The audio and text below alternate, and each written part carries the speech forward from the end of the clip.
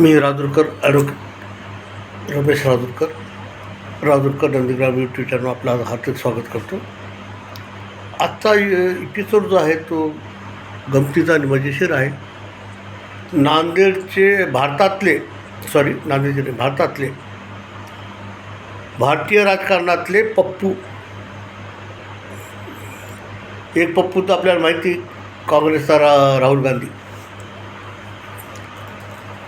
देशाच्या विरुद्ध बोलायचं, देशात नाही, देशाच्या बाहेर जाऊन परदेशात बोलायचं. भारतातली लोकशाही धोक्यात आहे, इथं खासदार व्हायचं, पक्षाचं नेतृत्व करायचं, विरोधी पक्ष व्हायचं. राहुल गांधी पप्पूबद्दल तर खूप आपल्याला माहिती, बरं इतर पप्पू काय ते तुम्हाला आज माहिती करून द्यायचे. तुम्हाला आजचा एपिसोड थोडा मोठा आणि महत्त्वाचा आहे. सर्वप्रथम उत्तर प्रदेशमधले अखिलेश सिंग हे ऑस्ट्रेलियामध्ये इंजिनिअरिंग शिकायला गेले. ते म्हणे पूर्ण शिकले नाही ते, पण बापाच्या राजकारणात येऊन आज उत्तर प्रदेशमध्ये यादव जातीच्या कथावाचकाचा अपमान केला, याच्याबद्दल आकांड तांडव केलं. आणि त्याच्यापुढे असे घसरले की बागेश्वर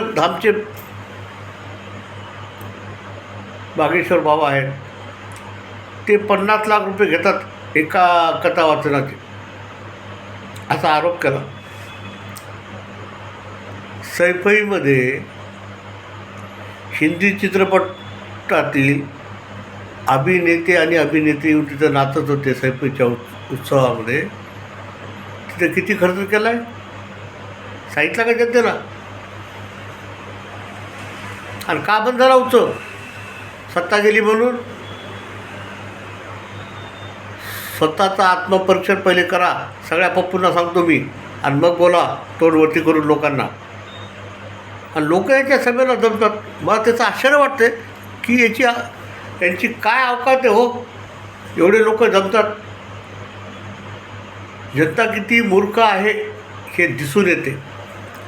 यानंतर दुसरं, लालू प्रसाद यादव यांचे 2 सुपुत्र तेजस्वी आणि तेजप्रकाश, एक 8वी पास, एक 5वी पास, हे तसे नापासच येते.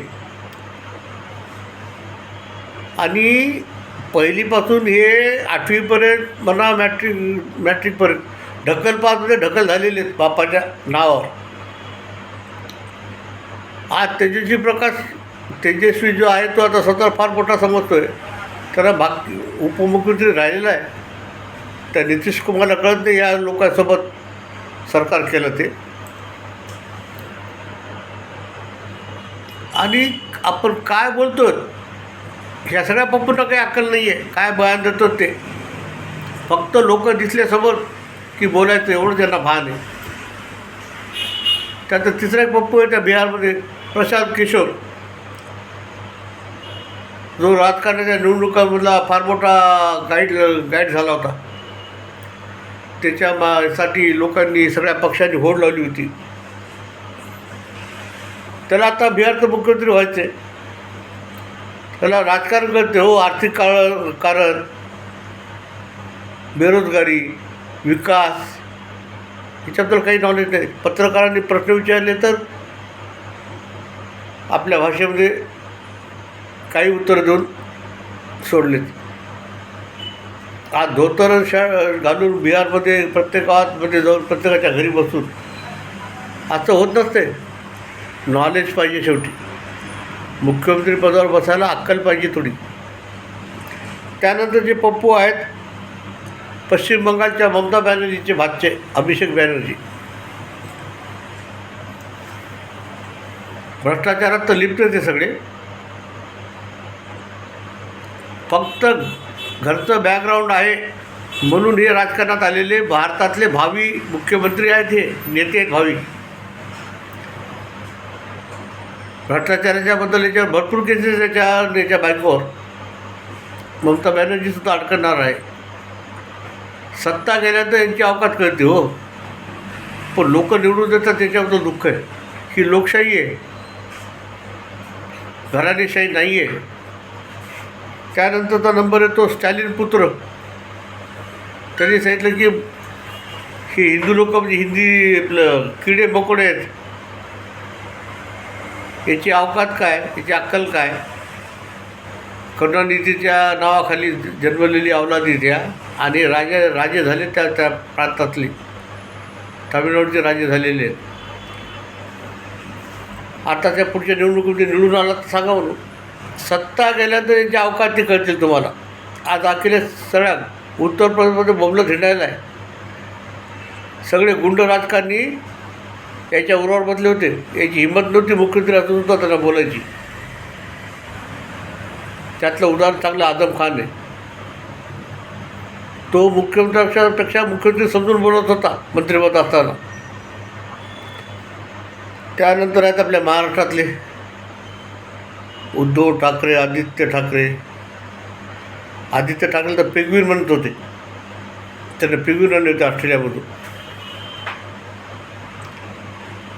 उद्धव ठाकरे बाळासाहेब ठाकरेंचे सुपुत्र आहेत. बाळासाहेब ठाकरे काय होते, आजही आदर आहे सगळ्याला. हा उद्धव ठाकरे स्वतः मुख्यमंत्री असताना त्यानं 3 भाषेचं GR काढलं होतं. आणि भारतातला असा पहिला मुख्यमंत्री आहे की स्वतःच्या काढलेल्या GRबद्दल विरोध करणारा. आणि सफाईमध्ये सांगतो की मी पाहिलं नाही, आमच्या सेक्रेटरीने आणले, मी सही केली, मी वाचलं नाही म्हणून. एवढा मूर्ख मुख्यमंत्री महाराष्ट्राचा झालेला आहे. महाराष्ट्राच्या जनतेचं दुर्दैव आहे. आदित्य ठाकरे तर सगळे प्रकरण माहिती आहेत ना. सुशांत सिंग, त्याची PA काय कर्तबगारी हे सगळी कळाली. एकाच्या पुण्यावर या खानदानी सगळ्या जगल्यात. अजून एक UPमधले आहेत मायावतीचे भाचे. मायावतीनं पुण्य कमवलं ना राजकारणात मुख्यमंत्री होऊन, जातीवर राजकारण करून. तोही पप्पू आहे भातचा.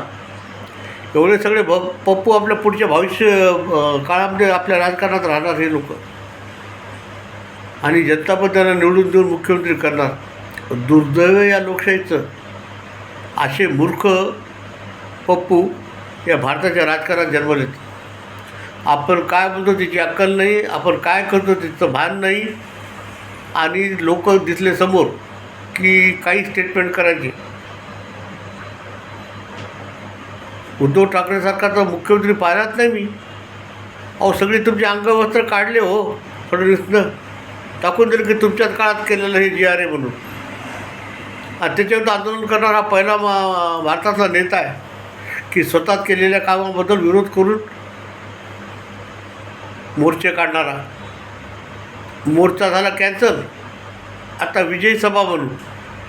वा वा वा, हसावं की रडावं या लोकांनी महाराष्ट्रातल्या. अरे काहीतरी भान ठेवा थोडं. तुम्हाला अक्कल नसेल पण लोकांना अक्कल आहे.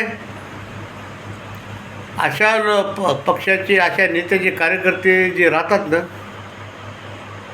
त्यांनी त्या नदीमध्ये जाऊन जीव द्यावा जिताचं नदी. काय चाललं आहे, काय प्रकार आहे हे. आणि लोक सहन करतात तर दुर्दैव वाटते, दुःख वाटते. एवढे चांगले नेते भारतात होऊन गेलेले आहेत आणि हे असे पप्पू लोक पोचत आहेत. त्यांना लाच दिली तर जनतेने तरी थोडी लाच ठेवावी, थोडी जनतेची अक्कल ठिकाणावर यावी. असे मूर्ख नेत्यांच्या सभेला जाऊन त्यांचे स्टेटमेंट ऐकून टाळ्या वाजवतात. लोकशाहीतला किळस आहे. लोकशाहीची ही दुर्गती आहे. आपण कुठं चाललो? आज भारत एवढा विकसित होत आहे. चंद्रयान पाठवले आपण, जे सगळ्या कोणी जगाला पाठवलं होतं त्या चंद्राच्या साईडनं सक्सेस झालो. आज आपली प्रगती काय होती ना हे पप्पू आपले नशिबाला. विचार करायची वेळ आलेली आहे. त्यांना मत देण्यापूर्वी विचार करा की आपलं मत देऊन आपण कुठं वाया घालवतो, कोण्या मूर्खाला मत देतो. आणि यांचे जे कार्यकर्ते आहेत त्यांनी भान ठेवावं की आपला नेता कोण्या लायकीचा आहे. म्हणजे मग आपली लायकी काय कळेल तुम्हाला कार्यकर्त्यांना. सुधरा, समजून घ्या आणि वागा आता याच्या पुढे. मी माझं मत व्यक्त केले. कॉमेंट बॉक्समध्ये आपलं मत व्यक्त करा. जय श्रीराम.